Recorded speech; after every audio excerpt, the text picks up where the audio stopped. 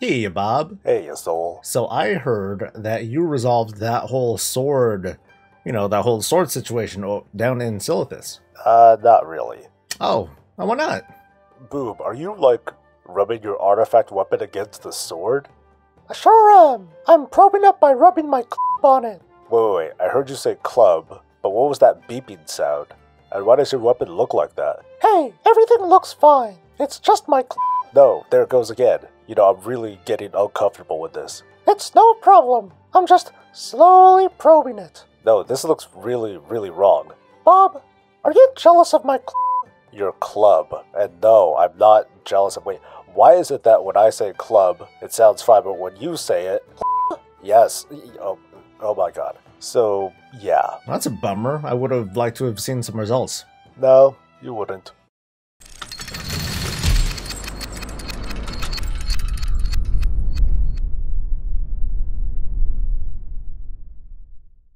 Hey, it's Soul. It's March 23rd, 2018. This is Warcraft Weekly. That is Bob over there. And today's show is brought to you by the Semper Network. It's a Semper network. What's a Semper? I don't know. I thought it was supposed to be like a play on simple. And how does that make sense? Okay, it means always network?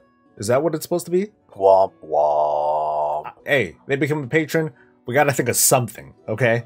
Yeah, how about something good next time? Anyway, we have another very filled out show thanks to Blizzard putting out another alpha build just yesterday. Otherwise, this would be a very brief show. Yeah, it would be. Good. Hey, so as usual, double check the sticky comments below. I'm gonna have a little table of contents you can sort through and skip all the crap that you don't care to look at. But you're gonna look at everything, right? I mean, if you're on the toilet, you don't want to reach out and no, that's gross. So how was your week, everyone? I always like seeing it in a comment below. Just what were your wins and losses in the World of Warcraft or in the fleshy world that we're still trying to escape? One of the cool highlights of this week is that I got a bag. Not just any bag though. Hopefully this opens up. I got an ASPCA bag from the ASPCA. This was from a donation charity sort of event that I held the other month. I just leveled a character as far as I could in about 8 or 9 hours or so and tried to raise money. I raised a little over $300, which was freaking amazing. There were a lot of people that showed their support, not him by the way, and it was a lot of fun celebrating life, love, puppies, and survival hunters, because that's what I was doing. That bag right there was the ASPCA just giving kind of a thank you for me having contributed that much money to their cause. So I want to thank everyone who had watched and participated. I still need to get around to doing the supercut of that event because it was a lot of fun. So Mike, I have not forgotten. I'm still working on it. As for my other activities this week, I was loving an Alliance character on the Alpha realms. I managed to get through a good chunk of Drustvar, and on the Horde side last week, unless I missed some side quests, I knocked out pretty much all of Nazmir. So let me take a few moments to give some initial feedback and impressions on what I think about the whole leveling experience and the world, and well, let me just cut to it.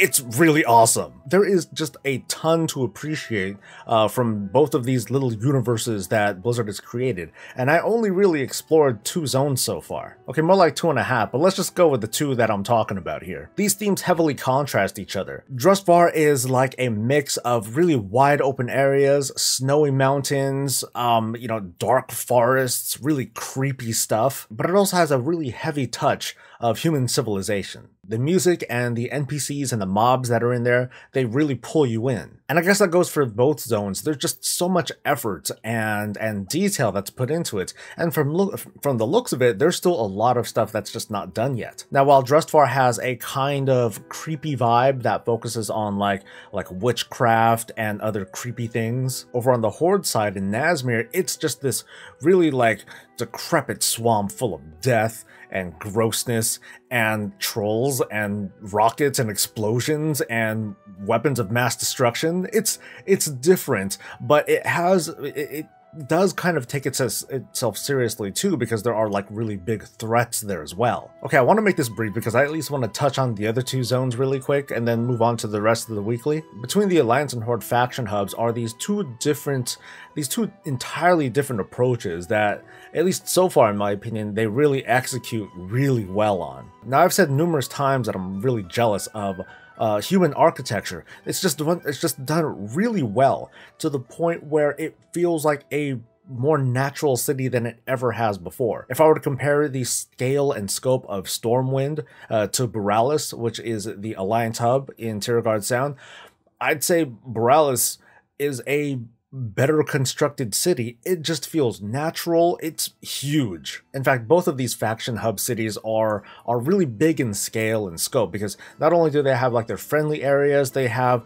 lots of small little areas that are just meant for ambience. Borealis paints itself as like this really big city with alleyways and lots of twists and turns, and frankly, I think that some players will probably get a little annoyed by trying to navigate through because of just all these little twists and turns and, you know, small little details that make it a little bit harder to navigate, but it really pulls you in though. Meanwhile, the Horde hub in Zuldazar, the place is called Dazal Allure. I'm just gonna call it DA from like forever now. DA is like, it's like El Dorado. It has that like huge temple sort of feel. You don't see the kind of clutter that you see on the Alliance side, but it might be because some of the areas aren't quite finished yet. But I have a feeling that even once they do put in more furniture and doodads and whatnot, it's still not going to have that whole twisty-turny feel, that built complicated look that the Alliance hub has. Basically, DA is clean looking, but it's still really awesome in scope. It's very grand. I mean, it's a bunch of temples and such. Speaking for both hubs, they're spread much further apart than before. Now, when it comes to the Anemones, a lot of them are fairly accessible, but when you just look at these entire zones that house these places, it's almost like the hub is like all over the place. But at the same time, it's not, but it feels like it. What? I know it does sound kind of confusing, but I'm just gonna say, think of Suramar City, and it's like that. It almost feels that big. Not quite, but it's just a really awesome scale, and I think that players will really love it. Now, as for the leveling experience in, I guess, all of these zones so far, it's really meaty. Now, when you think about it, we're supposed to be able to gain 10 levels just through these 3 zones. So when you first think about it, it would mean one of several things. You either do a lot of questing, or you just get a lot of experience per quest and per mob kill and etc. Blizzard decided to go with the former and just bombard you with thing after thing to do, to the point where it almost feels like they're kind of padding quests. I recall in the Drustvar questing that there's a quest where I'm just helping someone read a book or take notes and I'm lighting up candles and I'm taking notes for them, and then shortly afterwards,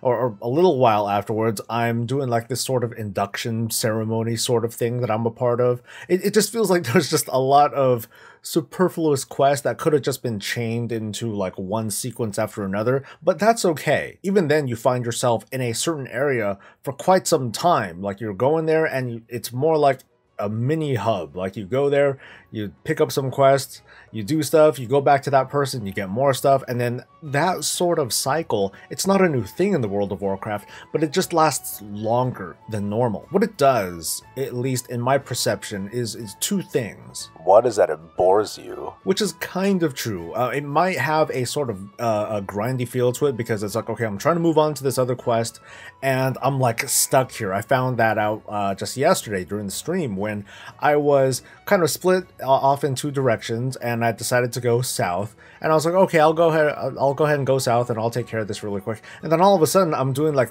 a whole ton of questing over there, and I'm like, wait, I'm supposed to go north. I thought that was the main quest line. So you'll find that the zone storyline, it does a better job of illustrating just what it is that's going on in these areas. So on your first romp through the leveling, you're going to get a ton of story, you're going to get a lot of exposure, a lot of world building. It does a really good job of really setting the stage as to what your purpose is there, other than the whole I'm trying to destroy my other faction sort of thing. But there's a lot of stuff they have to do to help out these people that are trying to get you're trying to get them to join your team, right? So you got to help solve their problems. Did you stutter? You're damn right, and I'm gonna keep that in. On your second romp, though, and third and fourth and 12th, I'm sure that's gonna, you know, wear out. There's a lot of love, there's a lot to love about these zones, but then after doing it so many times, yeah, it's gonna be a little bit rough. So the issue of alt friendliness or alt unfriendliness, that might be a conversation that starts taking hold once we have all the zones available and folks like me start to get a gauge of, okay, what does it take to get to max level without a rest bar, you know, and we start to do those sorts of calculations. And for the most part, I want to tell you folks at home and on the toilet, dude, just have fun and just dive right in and get yourself immersed into the story. But you can't really help that either, because a lot of people have a lot of alts, and especially thanks to Legion and the whole prevalence of creating a bunch of order hall tunes for the purpose of getting gold. A lot of that mentality, just like how it happened from Warlords of Draenor to Legion, from Legion to Biffa, it's going to be the same thing. We're going to feel compelled to level a whole bunch of tunes. So how they handle multiple alts and possibly multiple reps and that sort of thing, that's a conversation for later. But I figured that the conversation is going to start now anyway. That's because you started it. It's because whatever. The really legitimate concern that I have later that wasn't really addressed during that Q&A is the whole war campaign. And we're starting to see some data mine stuff coming in from Wowhead and MMO Champion. But at least so far, it doesn't feel like there is a nearly meaty enough quest line that is coming there. So there's an achievement that I'll try to link, or I'll try to have a picture up there, where it's a meta achievement where you have to complete 3 kinds of quest lines per zone on the opposite faction's continent. There's a bit of a preview over on Wowhead. There's no indication on whether or not that is the complete quest line, but it just doesn't feel like it's enough, really. So I'm a little worried once again about the whole front loading of quest content, and then afterwards the way it tapers off is more like falling off a cliff than, you know, just kind of a steady transition to repeatable content like world quests. So that's my input for now. I'm interested to see what some of you folks think, because there might have been an alpha invite in your email, or just double check your clients. There have been a number of alpha waves recently. A lot of folks have been getting in, and a little bit of a fist bump to Mr. GM, who was able to get into. Congratulations. And in case you still haven't gotten into the alpha, I'm gonna just awkwardly move on to the next thing. This week's featured WoW YouTuber is Nihilo, or is it, I don't know if it's Nihio. That's some good research. Dude, I was looking around to see if he was gonna pronounce his own name, and I just couldn't find it, okay? Unless it's like phonetically typed out somewhere and I just missed it, I'm sorry. But damn it, he's the featured YouTuber, so there. Nihilo is a mostly tank-centric sort of channel. He mostly does druid-related stuff, but he messes with some of the other tanks too. He does streams where he'll kind of randomly hop onto Overwatch, and he also does dungeon point of views, including some alpha-related stuff. Now, it's kind of my thing. I feel kind of silly for it these days. It feels like an outdated thing, but I tend to not do any sort of dungeon testing or raid testing. I just like the feeling of surprise. But for you, if nothing is sacred, go ahead and check him out.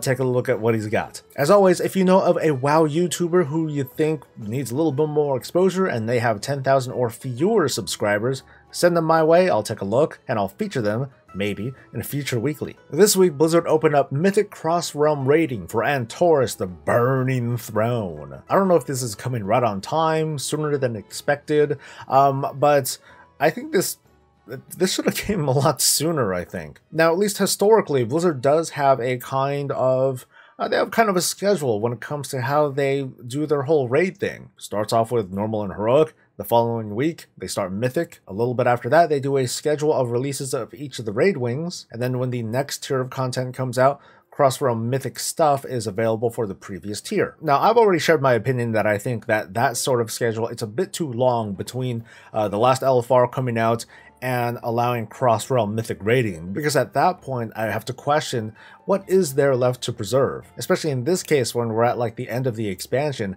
I guess that this sort of time frame is the typical time frame when they would have released like a new patch or a new tier, but it just feels like that sort of time frame is no longer relevant. I think now, since we're between expansions, now's a good time to revisit that time frame and kind of decide, okay, how long after the last LFR is released should we allow cross-realm mythic raiding? I know that there's that whole idea of, well, server identity and, you know, guilds are sacred and so on and so forth. I still support that mindset. I love being in my guild, but it just doesn't feel right anymore. When the Battle for Azeroth expansion comes out, and with the new communities feature, which is something that I like to trumpet a lot, that's going to be like the perfect facilitator of arranging these sort of cross-realm runs, whether it's like normal stuff for casual players or players that are learning how to raid, all the way up to the Mythic Circle. Now, I just think that beyond the competitive Mythic circuits, which typically last only a couple weeks into a tier,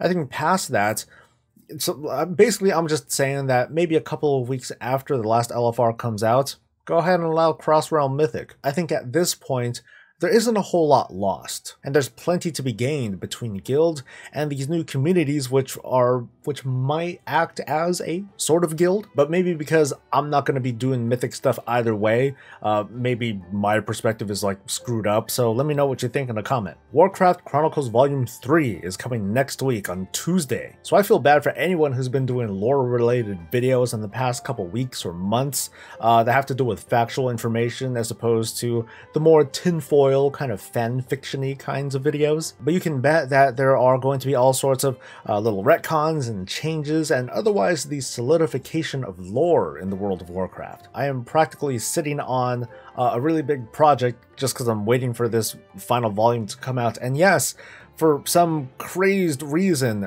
this third volume is going to be the last one coming from Blizzard and Dark Horse Comics. And I'm like, why? This volume is meant to cover, I believe, the events from the Second War all the way up to World of Warcraft Cataclysm. And that's it. Like, that's it. That's the Chronicle. Everything else, you know, yeah. I think at this point, this is the chance for, like, Novel to team up with Dark Horse Comics to continue the project. Or who knows, maybe Blizzard is going to team up with someone else to create the rest of these books. But I don't know. I say just keep going, guys. I'm thinking maybe it's because there's just not enough to fill out a fourth book quite yet, because you would pretty much be adding in Miss Pandaria content and Legion. I guess you could add Warlords of Draenor there too, but in my opinion, I think adding in the whole alternate universe sort of thing, I don't think that would work out too well. Blizzard would have to take pretty big strides to really explain exactly what's going on without it being questioned by other pundits like me. So I guess there's just not enough stuff. But I would love to see more like little appendices and other, just maybe some other cherry-picked history that Blizzard decides, hey, you know what, let's flesh this out into something that's factual that readers and you know, lore buffs can decipher and explore and talk about. Anyway, it's coming next week, and all 3 volumes of the Chronicle are just awesome reads. I very much advise picking them up as a collector, even if you're not all that into the World of Warcraft yet, or if you're a newer player, just pick it up anyway. They're just good reads. So there was a little something that I missed just last week with regards to professions. So thankfully there was an update and I can just tell you what it is. The Oblivion Forge is basically coming back. At least on the Horde side, it's coming back in the form of this thing called the Scrapper. And mind you, for all we know, there might be a different gnomish version on the Alliance side if there isn't one already. I just haven't found it. But like the Oblivion Forge, the Scrapper will break down your crafted stuff and maybe your PvP stuff, depending on how that system's going to play out. In the current Alpha build, there's a quest where you simply get some stuff to scrap or obliterate, whatever you want to call it, and then you get stuff. And for the most part, when you break them down, you just get the item components that originally came from those. So for me as a blacksmith, I was breaking down plate gear and I got ore. The other thing that you might get from breaking down this gear is called Expulsom, which makes it a little bit interesting. Now, the gear that I was breaking down, all of it was uncommon gear. It was green stuff that I was breaking. I only got ore from that stuff. So I presume that for any higher level stuff, you get a much higher likelihood of getting that Expulsom stuff. Because unlike Obliterum, at least as far as I know so far, you don't get shards from this. There's no Expulsom shards. You just get it or you don't. And that's pretty much it for professions. I mean, we explained in the post Q&A stuff, and maybe I'll just reiterate, that when it comes to learning professions, you don't necessarily have to prepare your professions and get them maxed out now in Legion so that you can prepare for the Battle for Azeroth stuff. You'll be able to learn Battle for Azeroth recipes like right away. You'll just be leveling up each expansion's discipline of whatever profession that you're doing separately. All right, so let's go over all the other cool things that came in this particular alpha build, because there's a lot of stuff. We'll start with the easy stuff, and let's go through a gallery of things to look at that was released. There's Charlemagne, or Charlemagne. There's Charlemagne, the sword of Anduin Wrynn, that, as much as Horde players would love to, they're never going to loot it off of him. There's a bunch of snazzy raid gear, including this bow, which I'm sure demon hunters will roll on anyway because they think it looks cool on them. There's this mace, a shield, a sword. These have obviously very strong Titan themes. Here's another set of bows that demon hunters wish were glaives. What if they are glaives? Then they're gonna be, glaives that hunters roll on because they think it looks cool on them. I will move heaven and earth to get that wrench. And we have some staves and ropes with eyeballs, and I don't know if that's a shield or a helmet. And we have dark Iron Dwarf mounts. When I saw this one, I already knew that this was going to be like hated on the forums, and sure enough, yeah, they are. I mean, it is kind of weird seeing half a core hound. I mean, seriously, this is like the origin story of the core hound, where, they took 2 core hounds and they combined their might in order to create a great beast. Or the dark iron dwarves were like, no, they don't fit in large spaces, let's split them in half and, make legs, and, there we go. Meanwhile, the core hound is like, what the fuck? Dark iron dwarf paladin mounts are also here on display. That's a lot to pronounce, and I admit I'm almost a little bit jealous. It just has a really cool,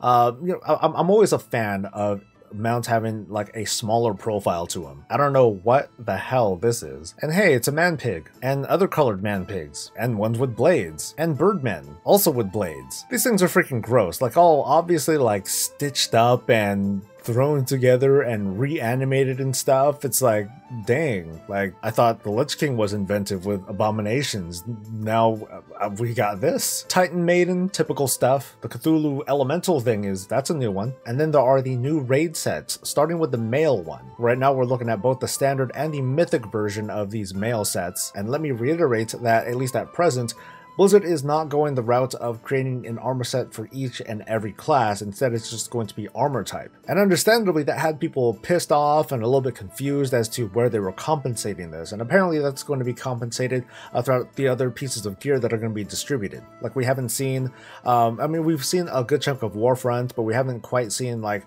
what's going to happen with like Gladiator PvP gear. Is that going to have like its own unique thing?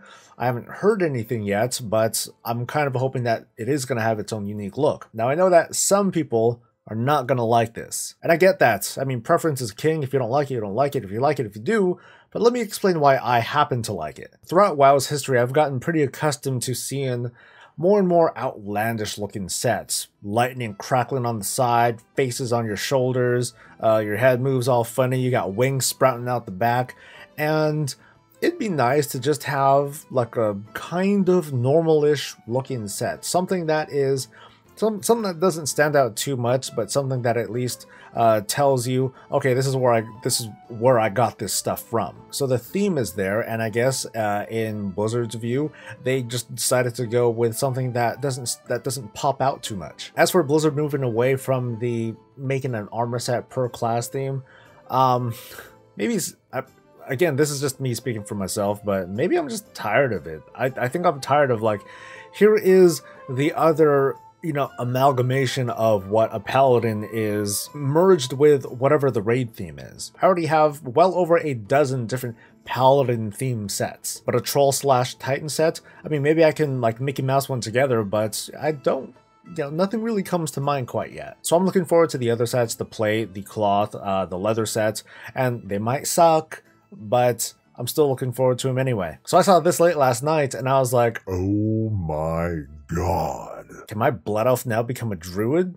No, probably not. But the fact that Blood Elves may be able to finally move away from the green eyes to represent their, their whole arcane addiction, which has been resolved for quite a number of years now, I think that's really cool. It's the little things, Blizzard, people at home on the toilet. It's the little things that help define our characters and to give us a little bit more flavor, customization, etc. So this doesn't exactly mean that we as players are going to get this sort of option on our Blood Elf characters or Void Elf characters or whatever. Maybe this will only apply to certain NPCs. Let's not get too ahead of ourselves, but I still am excited anyway. Of course, I would love to see other colors too, other variants that involve all the other races. Like, how would it feel if you can finally have your Death Knight not have that glow? Or even better, give those eyes like a red glow. So this is just the start of what could be coming in the future. Do you like it? Not like it? I mean, this is the answer to, hey, how come there's no high elves? Well, we can just change our eye color and then ta-da, we're high elves. Whoop-de-doo. No allied race needed there, I guess. So I think that's all for the visual stuff to show you.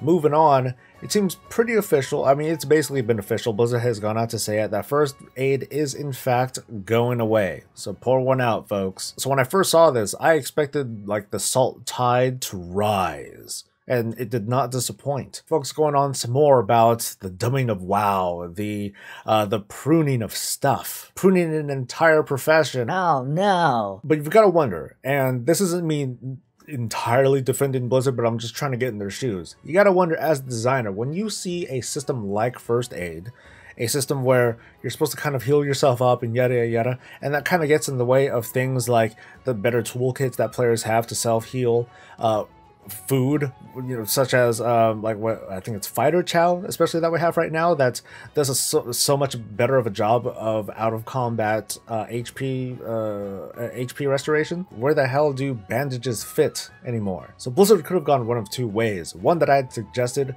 in a previous weekly was to just buff the heck out of bandages, make them extremely strong, put it on a similar cooldown lock like a potion. But apart from that, the practical use of bandages has totally gone on the wayside lately. Pretty much anything that you can think of with bandages is something that's already being done, from like a healing buff to a stat buff to a heal over time to a potion and so on and so forth. At this point, if Blizzard was to make bandages feel relevant again, it wouldn't just feel relevant, it would feel required for like higher end content. And that doesn't necessarily have flavor if it's automatically a requirement. The other alternative is what they're doing. They're just kind of unfortunately phasing it out. I get that you can counter that argument with all sorts of hyperbole and snowball and like, well, if we don't have this, then why even have this? And, I'm sure that there are tons and tons of examples that we can debate about. Right now, though, we're just talking about First Aid.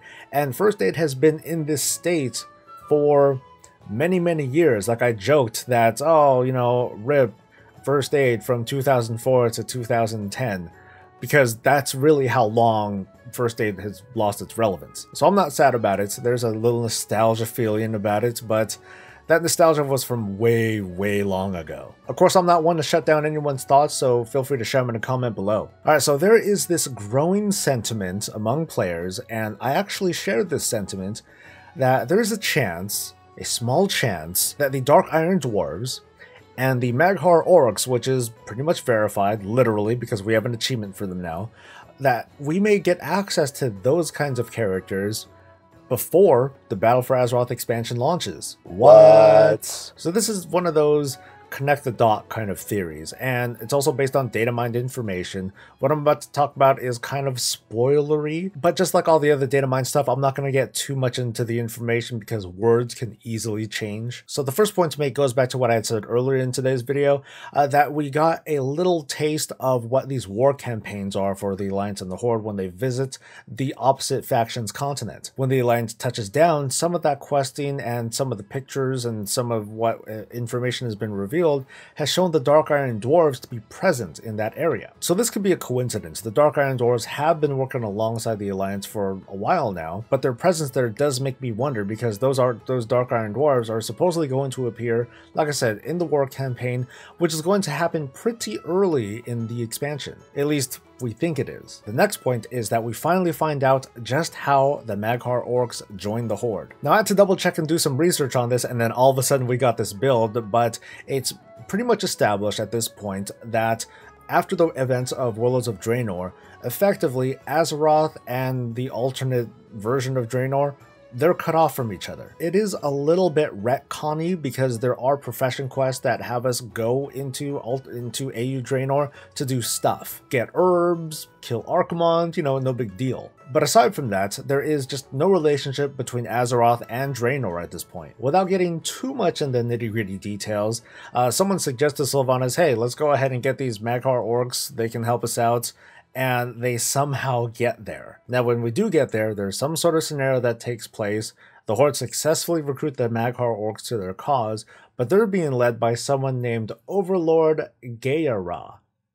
Who the fuck is that? It's not Gromash. It's not Duratan. Like, who the heck is this? So it makes me wonder, and this is all, you know, tinfoil, super speculation based on data mine information, so don't trust me at all, but here's what I think. It seems like time has passed much faster over on Draenor than it has on Azeroth. So by the time we get there to try to recruit the Mag'har, for all we know, it might be an entire new generation of orcs that are there. So of course, Gromash Hellscream, who may or may not be the war chief at that time, at the very least just isn't in a capacity to come on over. This Overlord person does instead. So I guess that was it. I guess a lot of us were right. They just owe us one. And apparently there's just a time skip that happened over on Draenor, which I think I'm glad for, assuming that's true, because then we won't need to have any weird interactions with Gromash and Duratan and Thrall. You know, none of that weirdness is going to happen. As far as we're concerned,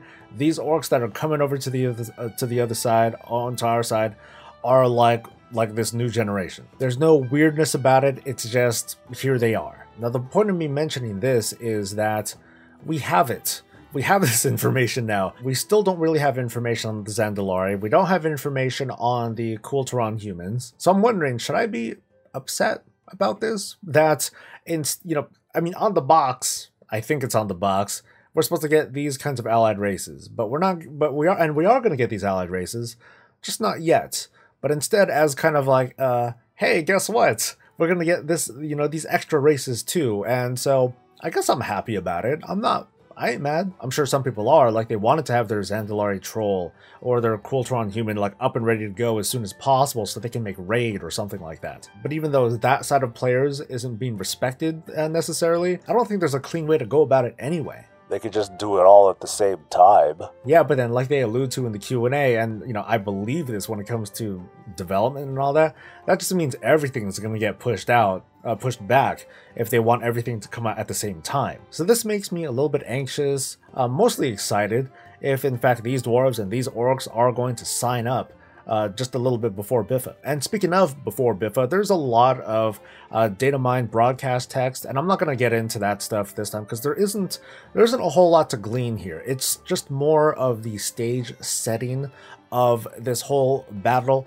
Not exactly the burning of Teldrassil, but more like the battle for Darkshore. That seems to be the recurring theme of all this data mine text. I predict, and again, this is wide speculation, that we are in fact going to play through the entire sequence of when Teldrassil and Darnassus burns to the ground, because I mean we see the assets and everything, but I also think that this entire campaign on Darkshore, I think that this is in fact going to be the pre-launch event. Based on this text, we clearly have both the Horde doing something, we have the Alliance doing something, they're all going to come together. It's probably not going to be like this big encompassing scenario like the Battle for Broken Shore where you know, you have both Horde and Alliance teams coming together. I mean, that would sound kind of cool, but I don't think they're going to insist on doing that again. But I think I've just convinced myself in my little headcanon that, yeah, this is in fact what's going to go down. The burning of the tree isn't just going to be something that we read about in the book. This is something that we'll be able to experience and play through and get emotionally invested in, where the Alliance gets so pissed off at the Horde for what they've done, and the Horde are like, we actually didn't do it. It was actually such and such. Or maybe we did do it, and we're a bunch of evil bastards. Maybe we are a bunch of evil bastards. What do you mean we? You're a clockwork gnome. What? What we are missing is the context behind the Dark Iron Dwarves joining up. But as we progress from build to build, and we see the world of Zandalar and Kulturas start coming together and seeing all that fleshed out, if we do happen to see this Dark Iron questline appear, that pretty much all but solidifies this theory that yes, we are gonna in fact get these folks before the expansion. So I wonder what you folks think. I think that about wraps it up for the day. I know I was talking more than Bob because Bob sucks, but we appreciate all of you that joined us today and made it to the very end. I want to thank everyone who's been contributing through YouTube and Twitch and Patreon, making like 3 to 4 videos a week on top of the streaming that I do. It's a lot of fun, and I really appreciate that these contributions help me to grow the channel and make it cooler and better. And Bobber. And Bobber. Catch me on Twitch for the morning streams, especially because I'm doing some alpha leveling right now. I try to make it fun. I try to really get into it and roleplay. Like right now, my little gnome hunter, I think I convinced myself that I'm engaged to the Lady Waycrest, that I'm trying to save her, but you know, some other woman is trying to steal me away. I make it silly, it's a lot of fun. And you can catch me during the nighttime on YouTube Gaming when I'm hanging out with my guild as we do stuff. Talk smack, do a bad job at raiding, that sort of thing, but I make myself available for some conversations there too. Next week is bound to be a very lore-heavy week, so expect me to talk about that stuff. I'm going to launch a new kind of series that goes into some of the lore and the world building of the World of Warcraft, or the Warcraft franchise itself. Anyway, I think I'm done running my mouth, right? Oh yeah. Yeah. So I'll see you next week. Don't forget to support the channel the best way you know how. Like and subscribe for this and all things Warcraft. You all have a good one, and from me and Bob, thanks again for coming. I'll see you next week. In the meantime, stay safe, stay happy, and stay breezy.